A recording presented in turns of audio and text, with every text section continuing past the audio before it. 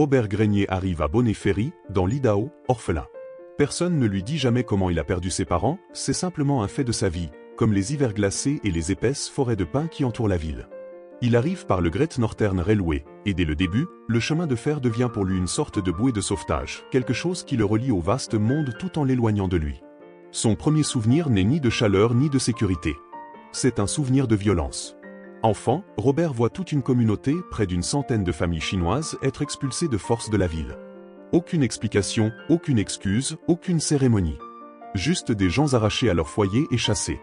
Robert regarde en silence, trop jeune pour vraiment comprendre ce qu'il voit, mais assez grand pour en ressentir le poids. C'est son premier aperçu de la façon dont la cruauté peut surgir avec une telle banalité, pas toujours dans la fureur, mais parfois dans l'indifférence, ce qui est en quelque sorte pire. Sans parents pour le guider, Robert traverse ses jeunes années sans but ni direction. Il abandonne l'école et erre, prenant de petits boulots, se déplaçant le long des lignes de chemin de fer. Il cherche quelque chose, sans pouvoir le nommer. Et puis il rencontre Gladys Holding. Gladys change tout. Elle est chaleureuse et stable, le genre de personne qui rend le monde plus solide simplement par sa présence. Robert tombe amoureux rapidement et complètement. Ils se marient, et ensemble, ils accomplissent quelque chose de remarquable, ils construisent de leurs propres mains une cabane en rondins sur les rives de la rivière Moyi. Le travail n'est pas facile. Chaque poutre, chaque planche est transportée, taillée et ajustée par Robert et Gladys, côte à côte. Mais une fois terminée, la cabane leur appartient d'une manière que rien d'acheté ou de loué n'aurait pu égaler. Bientôt, ils ont une fille, Kate, et Robert a quelque chose qu'il n'aurait jamais espéré, un foyer. Un vrai foyer. Une famille. Mais le monde a d'autres exigences. En 1917, Robert accepte un emploi pour construire une voie ferrée pour la Spokane International Railway. Le travail l'éloigne de Gladys et Kate, et Robert part dans une région rude avec une équipe d'hommes durs. Le travail est brutal, poser des rails à travers un terrain impitoyable, jour après jour, sous un ciel sans pitié. Robert garde la tête baissée et fait son travail. Puis, un jour, au pont de Robinson-Gorge, quelque chose se produit que Robert ne pourra jamais oublier. Un ouvrier chinois, un homme qui fait simplement son travail, comme tout le monde, est jeté du pont par un groupe d'ouvriers blancs. Les raisons ne sont jamais pleinement expliquées. Pas de confrontation claire, pas de dispute qui dégénère. L'homme est simplement jeté, comme si sa vie ne comptait pour rien. Robert est témoin de la scène et ne peut rien faire pour l'arrêter. Il reste là, l'horreur lui serrant la poitrine, impuissant. L'image de cet homme reste avec Robert pendant des années. Elle revient dans ses rêves, des rêves où l'homme est frappé par un train, encore et encore. Robert ne peut jamais échapper à ces visions.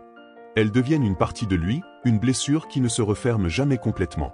Il avait déjà été témoin de violence, se souvenir des familles chinoises expulsées de Bonnet Ferry, mais cette fois, c'est différent. Cette fois, il est là, juste à côté. Cette fois, il regarde un homme mourir, et personne n'est tenu responsable, et le chemin de fer continue de se construire, et le monde continue de tourner. Quand Robert rentre enfin chez Gladys et Kate, il rapporte des cadeaux, de petites choses venues du monde civilisé, des souvenirs des endroits qu'il a traversés. Il raconte des histoires de son temps loin de chez lui, les gens qu'il a rencontrés, les choses étranges qu'il a vues. Mais il sent une distance entre lui et sa fille qui le trouble. Il est resté absent trop longtemps, et Kate est trop jeune pour comprendre pourquoi son père était parti. Robert craint qu'il n'ait aucun lien, qu'il ait déjà échoué en tant que père. Mais Gladys le rassure. Elle lui dit que ça s'arrangera, que Kate apprendra à le connaître, qu'il y a encore du temps. Robert la croit parce qu'il en a besoin. Il essaie de rester près de chez lui. Il essaie vraiment. Mais l'économie de l'après-première guerre mondiale est difficile, et le travail près de Bonnet Ferry se fait rare. Lui et Gladys ont fait un plan. Ils vont mettre fin à tout cela. Ils vont cultiver la terre, construire leur propre scierie, pour que Robert puisse travailler près de chez lui et ne plus jamais avoir à partir. Il lui faut juste une dernière saison. Une dernière période de salaire de bûcheron, 4 $ par jour, pour économiser assez d'argent et y arriver. Alors Robert accepte un emploi saisonnier dans l'exploitation forestière, ce qui l'éloigne à nouveau profondément dans les forêts, pendant de longues périodes, laissant Gladys et Kate derrière lui, sur les rives de la rivière Moyi. Le monde de l'exploitation forestière est un univers à part, avec ses propres règles, ses propres rythmes et ses personnages étranges. Robert rencontre des hommes qui le marqueront durablement, pas toujours par leurs paroles, parfois par leur silence. Il travaille 2 mois aux côtés d'un bûcheron sans échanger un seul mot. Pas un seul. Et pourtant, cet homme reste dans la mémoire de Robert, car il y a dans ce silence quelque chose d'honnête, quelque chose que la nature sauvage semble exiger. Il y a aussi en Kéali un homme qui a fait de son foyer le tronc d'un arbre creux. Pas à côté, pas près dedans. La forêt l'a englouti à tel point qu'il vit en elle comme une créature des bois. Robert ne sait pas s'il doit admirer Hank ou le prendre en pitié. Et il y a l'apôtre Franck, un bûcheron qui se considère comme un connaisseur de la Bible, qui cite les Écritures et parle de droiture. Mais Franck cache un sombre secret. Dans son passé, il a tué un homme noir lors d'une attaque raciste. Le frère de la victime n'oublie pas et ne pardonne pas. Il retrouve Franck jusque dans la forêt sauvage, loin de toute ville, loin de toute loi, et là-bas. La forêt avale l'apôtre Franck comme elle finit par tout avaler. Robert observe sans rien dire, car il n'y a rien à dire. Il y a également Aaron Peoples, un expert en explosifs, l'un des hommes les plus âgés de toutes les équipes avec lesquelles Robert travaille. Aaron est prudent et expérimenté, et porte en lui l'autorité tranquille d'un homme qui a survécu à des choses qui auraient dû le tuer. Il a dit un jour quelque chose que Robert n'oubliera jamais. Il a dit qu'abattre des arbres vieux de plus de 500 ans trouble l'âme d'un homme. Il n'a pas expliqué ce qu'il voulait dire. Il n'en avait pas besoin. Robert se rapproche d'Aaron avec le temps, ce qui rend la suite encore plus difficile à supporter. Un jour, une branche tombe dans la mauvaise direction et Aaron Peoples est tué. Comme ça, un homme qui a survécu à des explosions et à des décennies dans la nature sauvage est emporté par une simple branche. Robert voit un autre homme mourir dans la forêt, et le chagrin est réel et lourd. Les équipes d'exploitation forestière s'enfoncent de plus en plus profondément dans la forêt, suivant la faim insatiable du monde pour le bois. Des montagnes entières sont dépouillées. Des collines autrefois couvertes d'arbres anciens deviennent une terre nue et à vif. Robert participe à cette transformation du paysage, et cela le trouble, même s'il ne peut pas se permettre d'arrêter. C'est le seul travail qu'il a. La tragédie frappe à nouveau l'équipe lorsque plusieurs ouvriers sont tués par un arbre qui tombe. Leurs tombes sont marquées simplement et brutalement une paire de bottes clouées à un tronc d'arbre. C'est tout. Le propriétaire de l'entreprise refuse même d'accorder un seul jour de congé aux hommes pour faire leur deuil. Il leur dit que le monde n'a pas besoin de moins de bois simplement parce que les bûcherons ont eu une mauvaise journée. Alors les scies continuent de tourner, les arbres continuent de tomber, et les morts restent là, avec leurs bottes clouées à un arbre. Robert absorbe tout cela, les morts, le silence, les montagnes dépouillées, l'indifférence brutale envers la vie humaine qui semble traverser le monde de l'exploitation forestière tout comme elle traversait celui du chemin de fer. Il continue de travailler car un but précis l'anime désormais. Il rentre chez lui à la fin de cette dernière saison, rempli d'espoir et de détermination. Et il découvre que la cabane a disparu. Un incendie de forêt a ravagé toute la région, consumant tout sur son passage. La cabane, celle que lui et Gladys ont construite de leurs propres mains, poutre par poutre, le long de la rivière Moilly est détruite. Et Gladys et Kate sont introuvables. Personne ne peut lui dire où elles sont. Personne ne peut lui dire ce qui s'est passé. Elles ont simplement disparu, tout comme la cabane, tout comme les arbres sur les collines dénudées, consumés par le feu, ne laissant derrière elles que des cendres et le silence. Robert ne part pas. Il ne peut pas. Il reste sur les ruines de la cabane, dormant à l'air libre, nuit après nuit. La pluie tombe, le froid arrive, et il reste quand même. Il attend que sa famille revienne. Il refuse d'accepter ce que tout le monde autour de lui suppose déjà, que Gladys et Kate n'ont pas survécu à l'incendie. Il attend, sous la pluie et le froid, comme si la seule force de son amour pouvait les ramener point. Finalement, son ami Ignatius Jacques, l'épicier du coin qui connaît Robert depuis des années, vient le chercher et l'emmène loin de là. Doucement, prudemment, comme on s'occupe d'un homme brisé qui ne le sait pas encore. Et lentement, douloureusement, au fil des semaines et des mois, Robert finit par accepter la vérité. Gladys et Kate ne reviendront pas. La famille qu'il a construite a disparu. L'avenir qu'il avait prévu a disparu. La scierie, la ferme, la vie au bord de la rivière, tout cela a disparu. Robert reconstruit la cabane. Il la reconstruit pour qu'elle ressemble le plus possible à l'original, car c'est tout ce qu'il sait faire, essayer de restaurer ce qui a été perdu.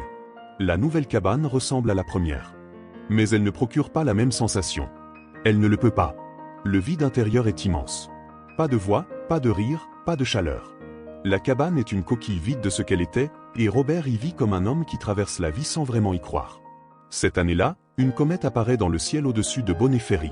Elle reste 2 semaines, brillant silencieusement, puis s'efface aussi discrètement qu'elle est arrivée. Les gens y voient un signe, la fin de quelque chose. Et peut-être que c'est vrai. Le monde que Robert connaissait, le monde avec Gladys et Kate, est désormais vraiment terminé.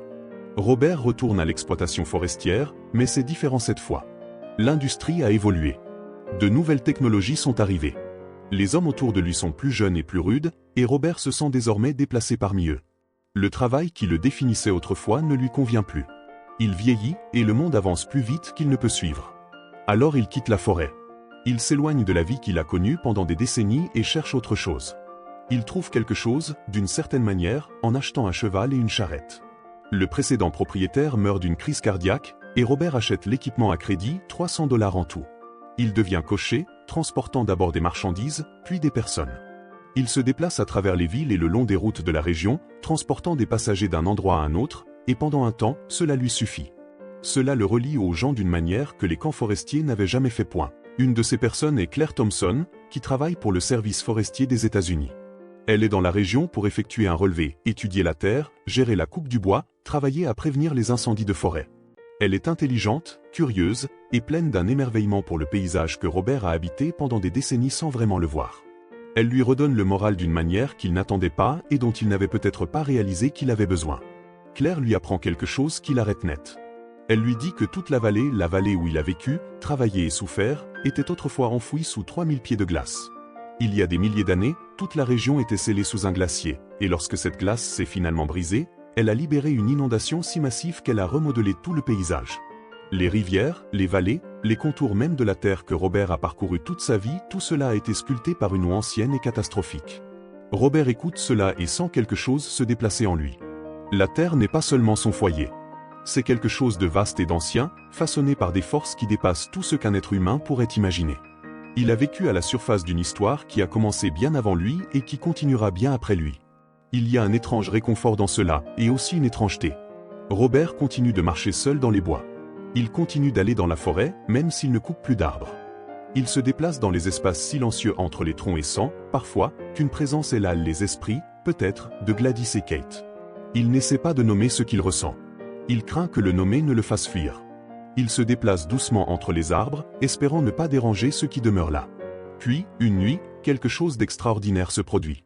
Robert est à la cabane, et il croit voir Kate. Elle apparaît à la limite de son champ de vision, blessée, soignant ses plaies, se déplaçant dans les ombres près de la cabane comme si elle était rentrée chez elle. Robert observe, retenant son souffle, ayant peur de bouger. Il finit par s'endormir, emporté par des rêves vifs et étranges. Quand il se réveille, il n'y a aucun signe que quelqu'un soit venu. Aucune trace, aucune marque, aucune preuve. Seulement la cabane vide et les arbres au-delà. Robert décide de rester. Il décide de continuer à vivre dans la cabane, de garder cet espace ouvert, au cas où Kate reviendrait vraiment un jour. Ce n'est pas tout à fait de l'espoir, ni tout à fait du chagrin. C'est quelque chose entre les deux, une sorte de fidélité tranquille à ce qu'il a aimé. Les années continuent de passer, et le monde s'accélère autour de Robert Grenier. Il est vieux maintenant, usé et lent, un homme d'un autre siècle essayant de comprendre un monde qui se souvient à peine de celui dans lequel il a grandi. Il prend le Great Northern Railway pour se rendre à Spokane, la même ligne de chemin de fer qu'il a amené pour la première fois en Idaho lorsqu'il était orphelin, et il regarde le vol spatial de John Glenn à la télévision. Le pays envoie des hommes en orbite, et Robert est assis dans une pièce, regardant cela se produire sur un écran lumineux. La distance entre le moment où le monde a commencé et celui où il est arrivé semble presque impossible à mesurer. Puis, un matin de printemps, Robert fait quelque chose de totalement inattendu. Il décide de voler à bord d'un biplan. Il monte dans le petit avion, le moteur gronde, le sol s'éloigne sous lui, et soudain Robert Grenier, orphelin, cheminot, bûcheron, mari, père, veuf, cocher, survivant, se retrouve dans les airs. L'avion fait des boucles et tourne dans le ciel ouvert au-dessus des forêts, des rivières et des montagnes du nord de l'Idaho, et tandis qu'il vire et bascule, perdant tout sens de direction, quelque chose se produit en Robert. Des images lui viennent. Des sons. Des éclats de toute une vie, les visages des gens qu'il a connus, les lieux qu'il a traversés, les rails du chemin de fer s'étirant vers l'horizon, la cabane au bord de la rivière Moyi, la voix de Gladys, le petit visage de Kate, le pont de Robinson Gorge, Aaron Peoples marchant entre les arbres, la comète s'effaçant au-dessus de la vallée, le paysage sculpté par la glace, ancien, indifférent et magnifique, sous lui. Et à cet instant, alors que l'avion tourne et bascule et que Robert ne peut plus distinguer le haut du bas, quelque chose en lui se libère. Quelque chose qu'il retenait depuis des décennies se relâche enfin. Il se sent connecté à tout. Robert Grenier meurt dans son sommeil en novembre 1968, dans la cabane au bord de la rivière Moyi. Il ne laisse aucun héritier. La forêt repoussera, à son propre rythme, sur les collines nues où il a autrefois manié la hache. La glace, fondue depuis longtemps, a déjà laissé sa marque sur chaque vallée et chaque crête de cette terre qu'il appelait chez lui. Et ce matin de printemps, dans le biplan, tournoyant entre le ciel et la terre, Robert Grenier trouve enfin ce que le jeune orphelin arrivant à Bonnet Ferry par le train avait cherché toute sa vie, non pas un lieu où arriver, mais un instant, même bref, d'appartenance à quelque chose de plus grand que lui-même.